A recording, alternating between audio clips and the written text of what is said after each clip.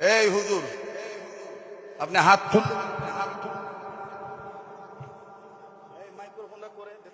বলেন, আপনি কেন হাত তুললেন না? আপনি কামিল পাস, দাওরা পাস?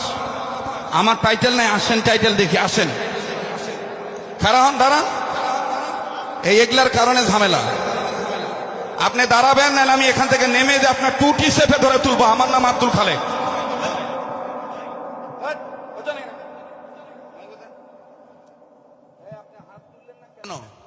বলেন কেন আপনি হাত তুললেন না? এই মলবি, কথা বলো। হাত তুললো না কেন তুমি? এই যে রুমাল ঘুমটা দিয়ে আছে, যে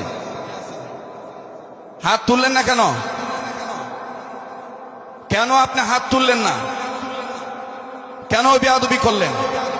কি ভাই, কথা বলেন আপনারা? জবাব দিতে হবে, আনালে দাঁড়াইতে হবে। আপনি এখানে সিলিন্ডার না হওয়া পর্যন্ত ওয়াজ আরম্ভ হবে না।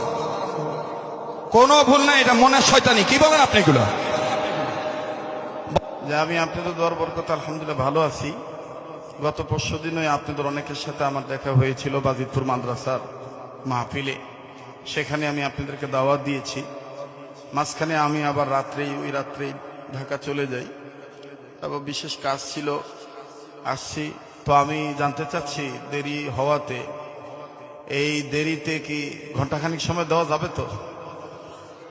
একটু আওয়াজ দিয়ে বলেন, দেওয়া যাবে তো ইনশাল্লাহ? আল্লাহ আমাদের কবুল করেন, বলে না আমিন।